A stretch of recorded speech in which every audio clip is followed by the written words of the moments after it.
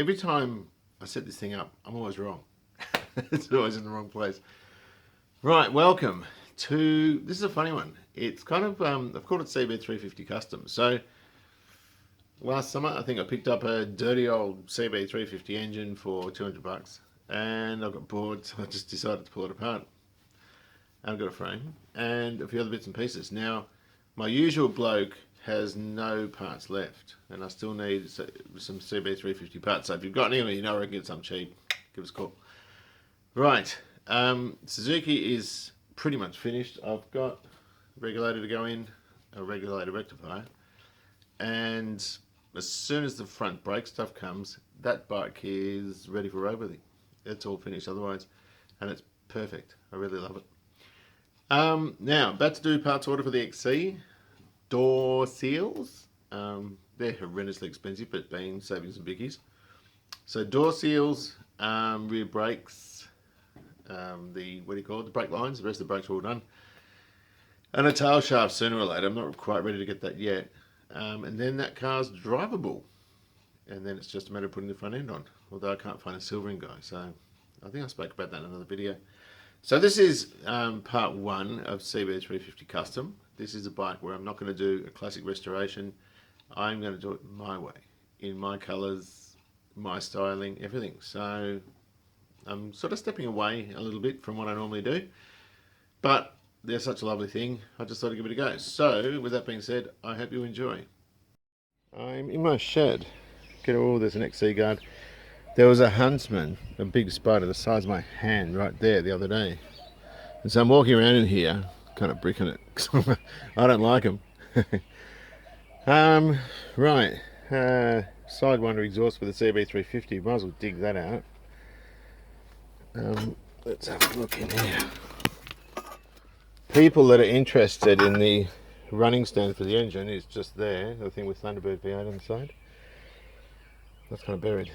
Don't know where it went. Anyway, we can't afford to worry about it. I'm going to get this old fuel tank. I'm going to get this out. That vacuum cleaner down there, they don't have wheels. They've got a kind of sled on them. It's called a Hoover Constellation. They came out in the 1960s when, you know, we're all gearing up to go on the moon and all that sort of stuff, and they were very popular. And I picked one up off eBay about 10 years ago. Never done anything with it, but I picked it up.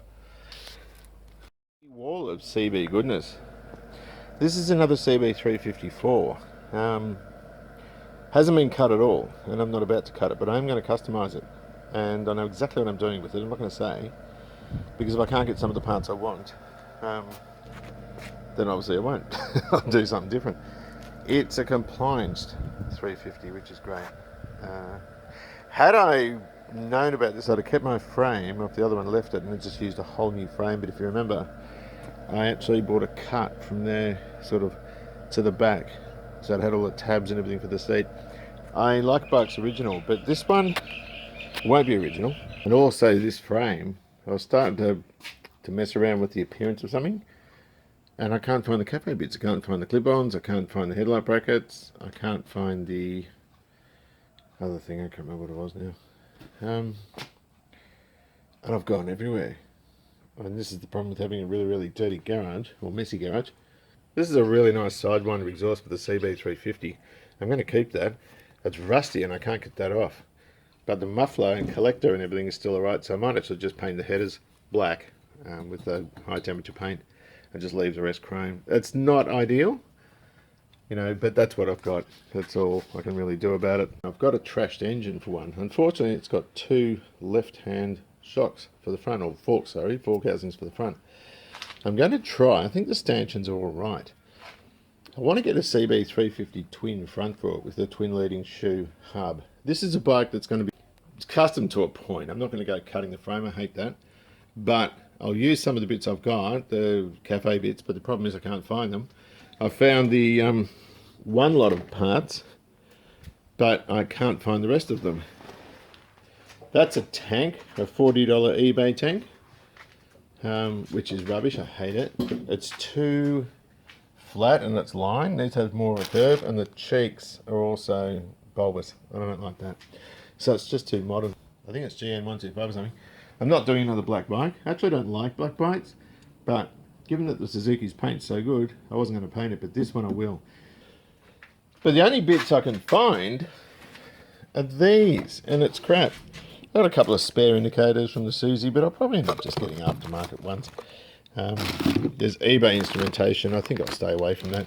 Rear sets which don't even fit the 350, and you know, things like pod filters. I've still got those. I don't think I gave away the other cafe parts, but I might have. There was some funky grips and stuff like that. Clip-ons, all sorts of stuff. Don't know if I'll use clip-ons. I might get a bit sore in the back with those. That's the news for now. If anyone's got any design cues for our 350, go ahead and tell me. The problem with them is, right, when you look at them, they're just an exquisite bike. They're an absolutely beautiful bike. And the UJMs are all like this. They're just wonderful. I'm not going to use, or at least I might not. If a 350F tank comes up, I'll get it. But they have a scalloped knee section there. This shape of tank is very hard to do two-tone. And two-tone in between here would look stupid. I think it would anyway. So you're kind of stuck with doing the same sort of thing. I have a bit of a problem. I don't like it when people get immaculate 350s like this one was and convert them to cafes and, you know, cut frames up and all this sort of stuff. I really don't like that. But when you're starting with an empty shell, like just a blank frame, it lends itself better for that sort of thing. But even then, I just won't cut the frame. So we've got a blank canvas there. We've got a good frame. We're leaving all the tabs on. I would like a standard electrical box and airbox, just because they work better. And it doesn't have to be hollow in that section behind. And I also want to keep the electric start. I'm pulling the engine apart to put the Sprag clutch in that Barry Ford sent over from Western Australia. He has been very helpful. That's where that frame came from. It's where the forks came from. I will try, as I said, to get 350 twin fork, just the bottom parts, the fork housings. And, you know, I don't want to paint the engine. I think the engine in these old bikes is part of the beauty of them, and when they're painted black, it's just black. But when they're polished up and you can see the details, I think they look a lot better. I'll just make it look a lot nicer than, you know, I don't want to follow any rules. I don't want to follow cafe or brat style. I think that stuff's all been done to death, and so many of these beautiful UJMs have gone by the wayside with people doing that sort of thing. So I don't really want to do that. But I'll just make it my way. Has to have chrome rims. I'll buy new chrome rims. They're cheap for these things. Spoke sets. We can lace them, go to Scotty's, get some tyres put on. Classic tyres, all this sort of stuff. So it won't be that much different from an original CB350F, but it will look a lot different. So yeah, that's the thinking for that. But, you know, there's these other bikes and cars to get into. That frame and set of forks, and that can sit there. You know, that can sit there for some time. I don't care. It's not in the way there. And we'll come to it as bits and pieces arrive. Look at that dirty rain. Alright, well there's this. Got some junk in the way. I believe you have an appointment with some spanners. Well, this really is a bit of a mess. We've got makeshift fuel lines in there. The coils have been bolted to the top of the engine. It looks to me, just looking at it roughly, like they've wheeled a bike up, they've welded on that stand arrangement there, then cut the frame, a few bits of wood underneath the bike, and the engine's just landed on it. It's pretty grimy, and it's seen better days. And looking at the outside, I mean, you never want to judge a book by its cover, but looking at the outside, you would think this thing is going to be totally munted inside.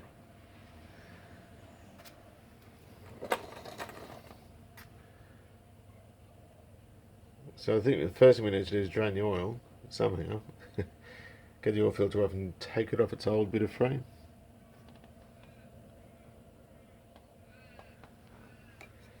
What's it like on this side? What's it like actually for busted fins? I think it has quite a few. We've got a cracked one there. I'm fussy about that sort of thing, and we've got a couple of breakages over there. Had a homemade header system on it too. And of course, yeah, it's a bit of the old green starly paint dust. But someone's painted it black, and we don't want black. Check the gear shift out. That gear shift is actually still serviceable. We take that metal bit off, take the rubber off, and that'll plate up like new. I think somebody actually welded the Kickstarter.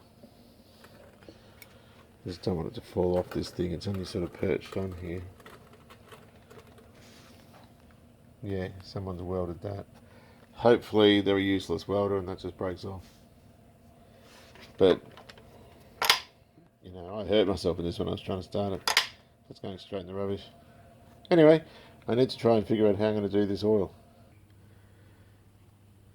Yuck. It is such a mess. I'll be interested to see what it's like inside.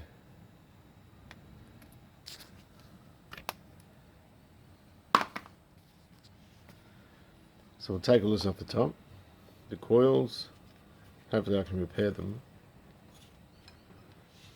And we'll try and get that Kickstarter out. That lovely weld job. Because I don't want to destroy a cover trying to, you know, negotiate that thing. And we'll just pull them apart. These mounts I can use. I'll take the oil filter off, but that can come off after. There's no way of cleaning this. This is a hydroblasting job.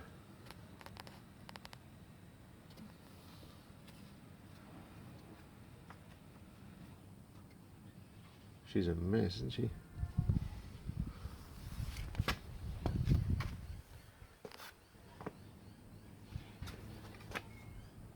My goodness. Still, it ran.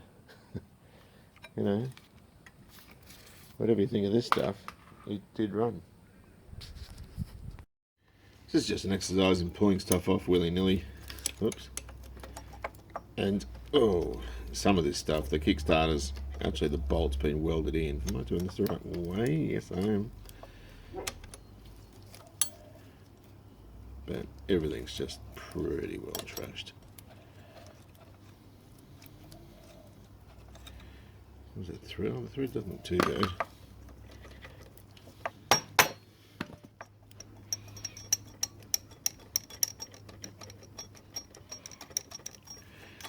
Just all rusted on.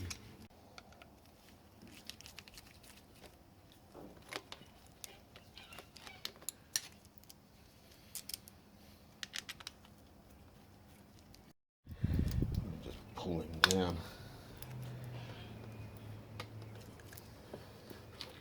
They're loose-ish. I don't want to split the boots, which I probably will damage. I just don't want to.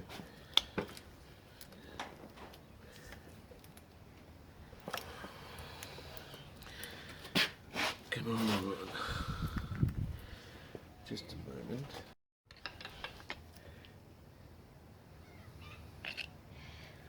Is that coming? Yes, it seems to be. There we go, got some cubbies. Everyone that's pulled these apart will bang on about JIS fasteners. You have to use an impact driver. And even then, this thing's sort of on a skewed angle because the rubber's so hard. It's difficult to get in there. I'm just using a soft hammer to remove these. I don't like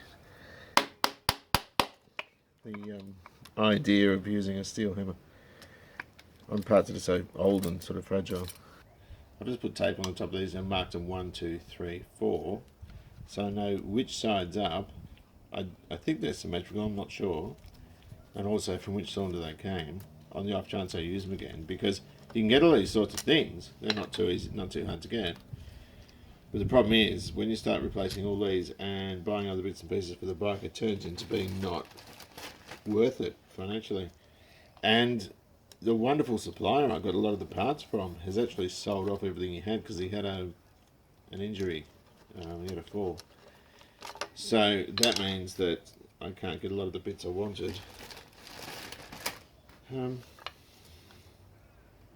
Which is a bit of a shame. Now these are little screws for the vacuum.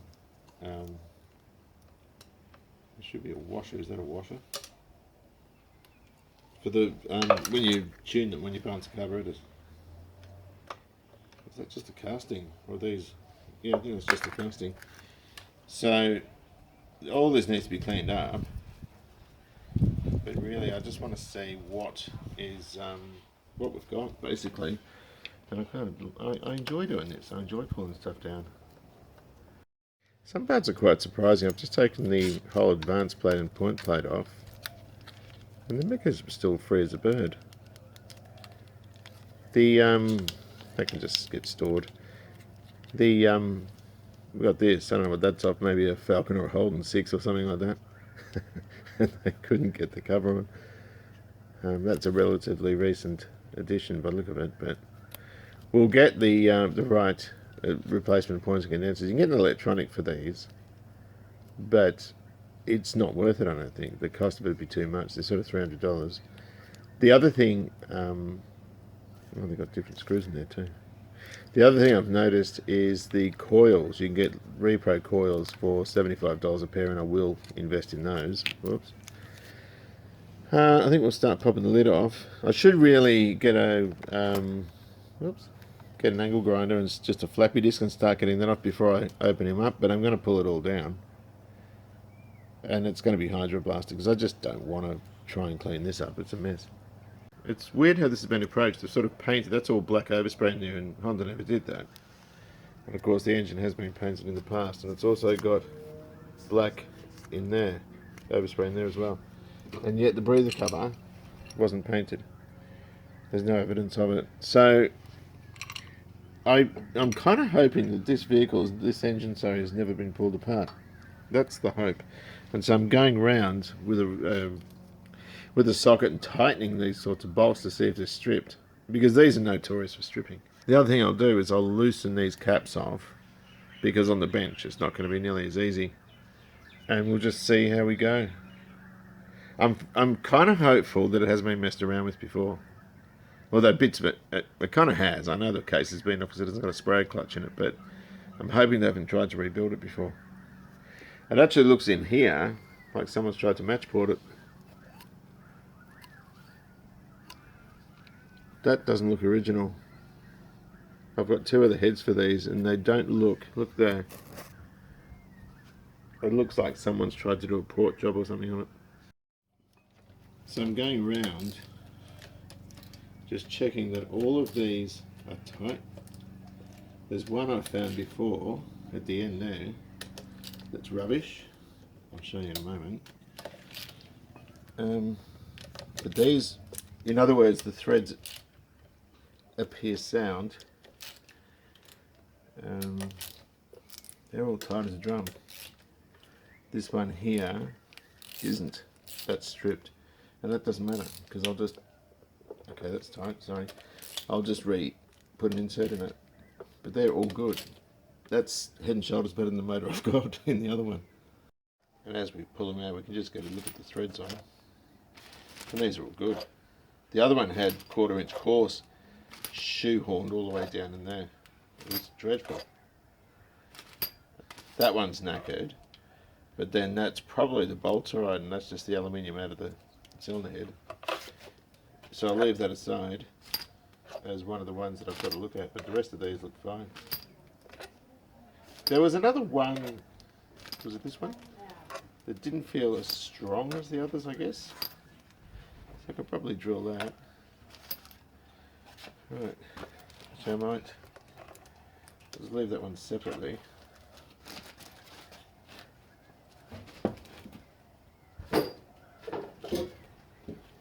I might take off that screw there. Hang on a minute before I take the top off it.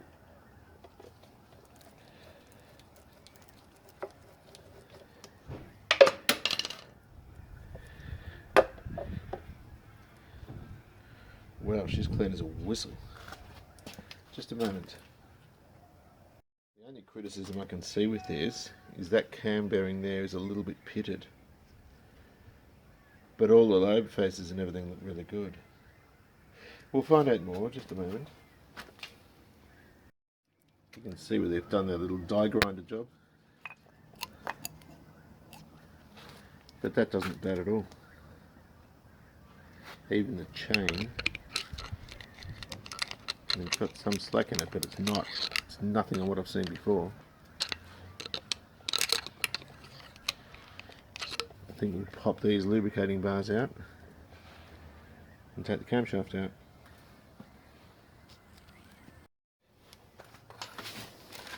I think we have to undo these first, don't we? That's for the rear tension or the guide. And that will give me the slack in the chain that I need to take the camshaft out. Great. I don't even really care if I drop stuff in here, because I wouldn't pull it apart had it not been for the sprayed clutch. That's the only reason I'm doing this. And you can get it off without taking the top, but I wanted to clean it all up. I reckon I can. There are also two different sprockets I've noticed on these. Some of them, hang on, if I've done it the wrong way. I think I've done this the wrong way. Hold on. I think I've got to derail it the other way. Like that, yes I do.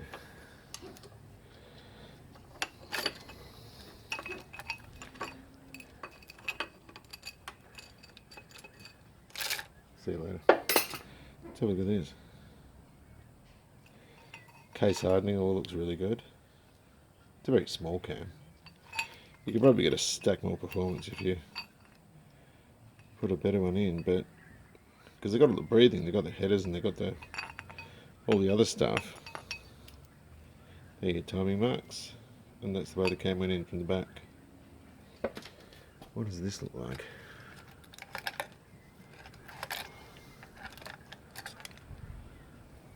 It's worn, which you would expect, but it might not be cracked. I don't know. I'll have a look at what I've got. It's sort of hammered a bit, but as I said, I've seen worse. Running out of daylight, I'm just going to pull this head off. Famous last words. It's kind of stuck. Just got to be careful where I do it from.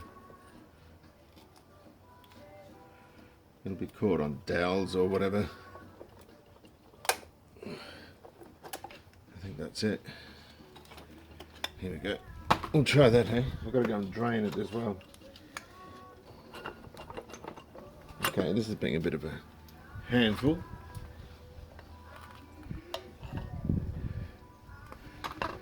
Just a moment.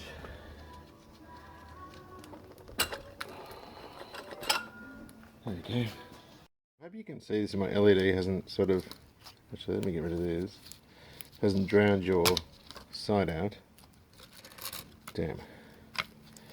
Just dropped the timing chain again. It's very, very dirty, this thing. But from everything I've seen on it, it appears to be in better condition than the one I've just rebuilt. There's just nothing wrong with it. I mean, it's really good from what I can see. I'll turn that on. But yeah, it's all things considered, it's in far better condition than the one we pulled apart already. So the cylinders looked alright. I've drained the oil filter overnight, and it is, ugh. It's not very good. Sludge and so forth. So I'm not going to hold my breath with the bearing condition. I mean, that's probably all clutch residue. It looks like molly grease, but it's just too sludgy. So anyway, I had to do that to get it to the point where I could, you know, get all the oil out of it, and all this will get blasted. But it's pretty messed up, and it's also missing the spring. The spacer was in there, the bolt's in there obviously, but the spring wasn't, and the spring should hold the oil filter, so it seals against the crankcase. And so what happens is the oil filter is sitting down the bottom, and so there's unfiltered oil going around. That's probably not a good thing. You can also see under here, all of that just is flaky and corroded underneath. So it needs a good clean up, but it'll come up like brand new. Right, well, we've got the thing unbolted from the frame. We've got a few messes. I took the pan off. Check this out. You're gonna like this. There's that much sludge in the bottom of the pan. It's pretty revolting. But we knew it'd be like that. It had never had an oil change, or at least not in a very long time. But the best bit, it has got a sprag in it. I've just realised it had got a sprag gear in it. The best bit's the starter, and I don't know who's. Whoops, is it not going to fit? I don't know who's seen this and who hasn't seen it. But you know, there's good about it too. It's actually better than I thought it would be so far, and that's how it works so far.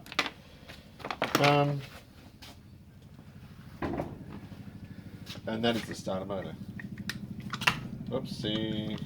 It's been held in by a flat blade screwdriver, or screw. And this sort of washer arrangement. When you take it out, that's why the starter doesn't work. It's actually got nothing inside. It's actually capped off. There's nothing in there. So go figure. That's a bit of a surprising one. I've got another starter motor for it. But I couldn't see the sprag in there. So it must be the idler gear that's missing. At any rate, I think what we'll do... I think there's a Phillips head on there, isn't it? We'll just take the wiring off. You can get new looms for these now, which I didn't know. And these are stiff as a board. They're pretty grimy and horrible. But we're just going to take all that off and just disassemble the engine. I've got to get into there somehow. That's just a spring thing that you press in, I think. Yes, it is. And then a Phillips head, which is probably JO's, but I don't care. It's just a little screw. And that will just withdraw. Oh, I thought it'd be a spade. And we'll just put that back in so we don't lose it. Maybe that one. This one looks rounded off, but we can get it off. I don't like using a metal hammer with an impact driver on these things. You see I have used one on certain things, but not on this sort of stuff because I don't want to damage anything, you know. So we'll get some new ones. I've probably got a couple of new ones of those. The problem I'm having with this, and what I want to do, is I want to get them plated, and I want to get the thing hydroblasted as well, and I can't get there because we're in lockdown, which is a jolly nuisance. I might just take these off too. Can you see what I'm doing? Yes, I believe you can. Move that over a bit, get a bit more light. I would just bag all this stuff. I had to go down to the supermarket to get some food, so I picked up some bags at the same time. And these things always look lovely when you redo them. And that one's pretty messed up, but we can wet sand that, buff it out, redo the black, make it look really nice. There's a couple of locating dowels on this just to keep it in exactly the right spot. So that it maintains the correct distance. You've got to be really careful. These are very, very expensive. So taking that out is hazardous as well. I probably should have loosened this while it was on the engine case and withdrawn it that way. In fact, I think I might loosen those three there so we can at least take all this out. It's just very, very fragile. When you take it out, you've got to be careful. In some ways, it's probably even better just having it on two trestles, if you like, away from the windings, just supporting it while we clean it up. But that needs to be cleaned up and dealt with later on. But that's quite a way down the track. Proving very difficult. I've filled up in here with WD-40. I keep calling things like this CRC. I've got a bath of it in there because that will not relent. And the other thing is this one here, these studs, particularly those middle ones, are so rusted I can't lift this off. Now on these engines, the only boss they've got to lift them from is there's one under here and this one there. So in the times I've taken these off before, I just put a screwdriver in there and give it a bit of a tapper, or just a little bit of a a lever and it just flicks up, but this one isn't going to do that, and I've already nicked that bit of pin there. So it's not going to be easy to get off, and the only real reason that I want to do this is it's just such a mess. I want it cleaned properly, you know, but you know, it's got the lock nut, the bolt, the wrong bolt came out of there, but the fact is it's still there. It's not broken off like the other one. And we've got this one here which locks the pintle, if you know what I mean, which holds pressure on the chain. But this is just, it's a mess. It's just a real mess. And so all we've got to do is just, it might be a waiting game really before we can pull much more of it apart. This is really difficult. I've got that full of penetrating oil.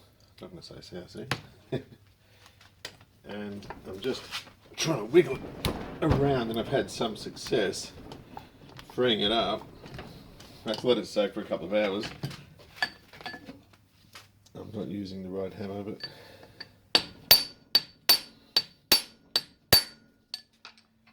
I'm just working it. That's still full up there, and I'm just spraying this and sort of moving it. Ugh. Heat's probably the best thing for it, but it's had such a lot of corrosion that's been able to sort of form in there. I've got it off and it doesn't even look that bad. It's the original Honda bolt. That'll clean up and plate beautifully. I'll straighten that out and we'll powder coat that, but that'll look good. Taking bits and pieces off and trying to scrape snot off them. I might actually give all these to the hydro guy too. I'm just going to have to, I might have to work out some sort of courier or something because I can't get around there. So I'm just popping the oil filter or the, oil pump off. There might be an explosion of residual oil coming out of this, but it shouldn't be too much.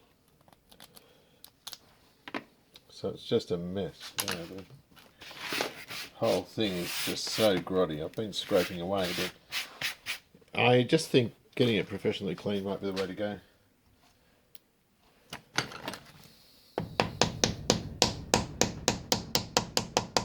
Jesus, everything's just stuck so badly on it.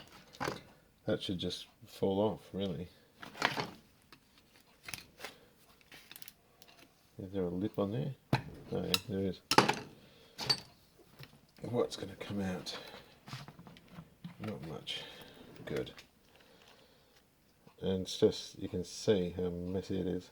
I might just spend a bit of time just scraping this stuff off, just so I can put it in a bag.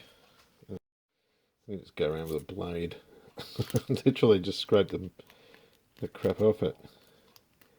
I don't think this is run for a long time in any sort of capacity because the grease is so dry on it. Everything's been painted black, even inside where the timing chain goes, inside the cylinder head. So it has been pulled apart, which is to be expected on something this old. You know, it's not going to just be everything's good and roses. But whoever did it seemed to have put it together properly. It's not. It's just been painted, which I don't like, but that's all coming off. I don't think much more I can do with that. Remember with these, they've got these tiny little, these things here, which we want to keep with the pump. They only go partially into the pump, they don't go far in, but there's also two really little ones as well, which are here. That one doesn't want to come out, and that one that does, and they're tiny, and they've got O-rings over them. So we've just got to make sure we don't lose things like that because they're incredibly easy to lose. And of course now everything's just shockingly dirty. I don't think it matters too much because it's all going to be cleaned properly, but you know. I was using Viton seals in the other one. Whoops. Which I'll do the same thing. But I'll put this in a sealed bag with its original O-rings, which are pancaked and really hard. And I've even got, I think I probably got spares when I bought the others. But each subsystem, we've just got to make sure that's we got it. You know, we're just going to make sure we keep absolutely everything, including all the O-rings, just so we know what to replace them with. We're just taking the clutch cover off. I've not had any problems with stripped threads. There's only the one in the whole engine. That was on the top of the cylinder head. And we can fix that. That's pretty easy. Where am I going? These are all coming out quite easily. And they're the correct ones, you know. A couple of them, pardon me, a couple of them look a bit mangy. There's one up the top there. But, you know, it means so far I'm having awful trouble getting the cylinders off. They don't want to come off. They're stuck down so hard. And I don't want to damage them. I'm so that one's stuffed. But you throw them all in a bag, get them played, and whatever comes back looks like crap you don't use. But I am a little bit worried about the cylinders, the barrels. I might even withdraw the pistons out through the bottom and just leave the barrel on the case, and then maybe give them to the hydro guy or give them to someone to try and take off, because I don't want to damage them. Right, that goes back. Let's have a look in here, see how good or bad it is. Oh, stones. Bloody hell. Right. It's just exquisite. Although I've just got a whole lot of debris all over that damn thing there. I should really change gloves for this, but it's disassembly, I don't really care. I've just got dirt all over that. But as I said, it doesn't matter that much. I'll leave the gasket on. The locating pins are here. I'm going to take that out. And bloody hell, that is tight as a fish's. Well, you know the rest of it. That goes now. That's the starter shaft.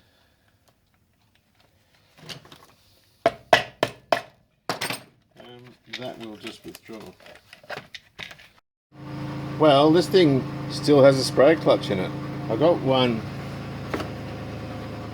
under there, but I don't need it. I think it's a little transfer gear, like an idler gear that goes between that and the starter motor. I'm not sure. I've just got to get the bottom case off, have a look at the bearings, and I've also noticed this primary chain has a lot more slack in it than the old one I pulled out of that engine.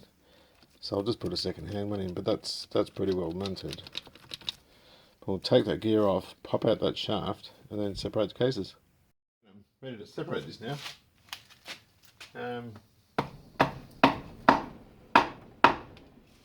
Is it separating? The only thing I'm having trouble with is those cylinders.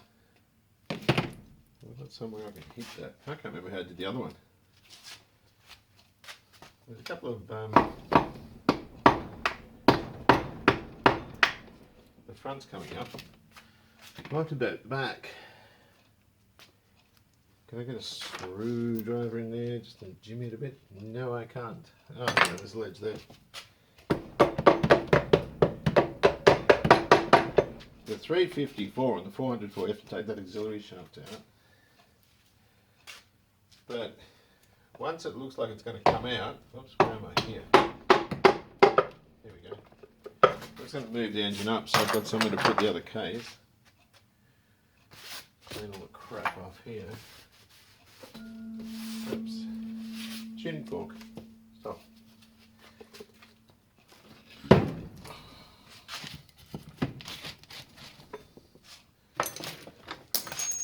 This will give us some idea of the general condition of this thing, because I'm not expecting it to be that great. What am I freaking caught on? The seal. There we go. Oh, let's have a look.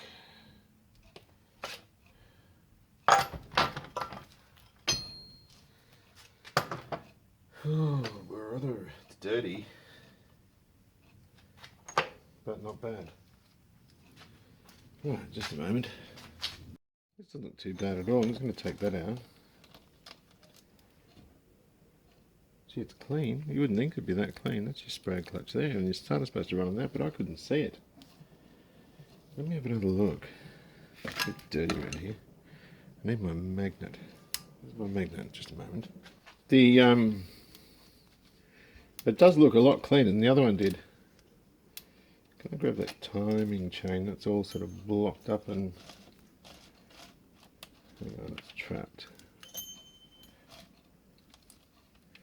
Let's get that down again. I'll take that tensioner off first. Although there's a spring, maybe I'll leave it for now. But anyway, look, the crank chains look great. The bearings look okay. They're not perfect, but they're certainly not bad. It appears in better condition than the bloody one I had. This was like a $200 heap. So you go figure, hey? Certainly with a good clean up, a good hydro dip, I think this will be absolutely lovely. Gearbox just feels just lovely. There's no issue with that, and I know it had all its gears. Actually, that feels scratchy. Hang on a minute, maybe. Let's pull these out, these clusters out. Hang on a minute. Don't roll off on the floor or I'll be knackered. Oh, maybe it's because I've got the selector in there. Hang on a minute, where's the selector? Just let me pull this out.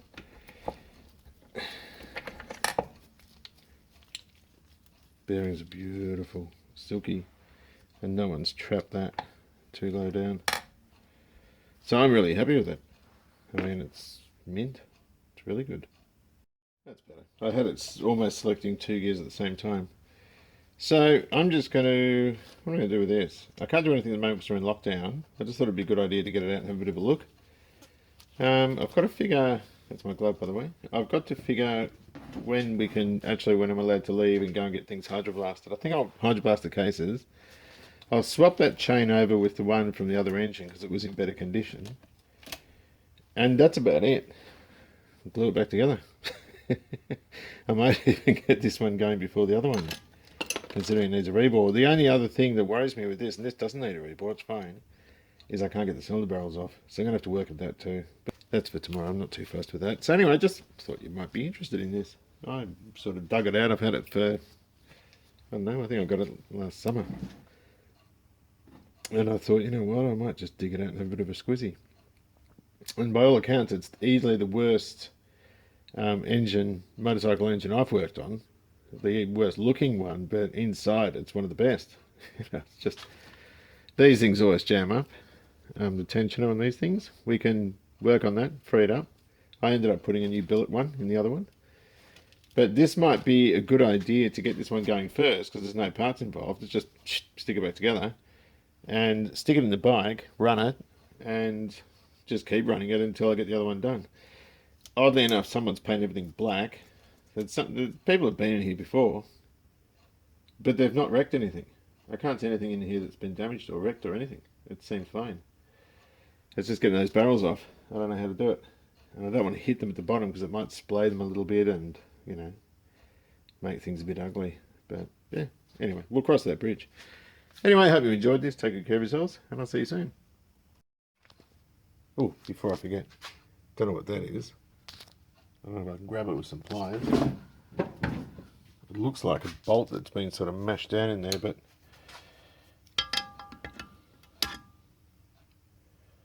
that can't be good. What the hell is that off? It's been wedged down there pretty tight too. See the damage on the case, just where it came in from. What is that? Looks like a 6mm bolt. I wonder if that's the original tensioner bolt. Don't know, need to look into that. I've also got this, need more tea. Not got this cheap and nasty reg for the Suzuki. So we'll see how that goes.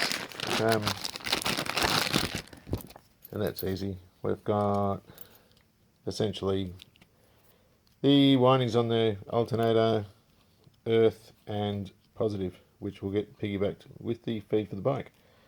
So we'll put that in and see if we get any joy. but we're getting there.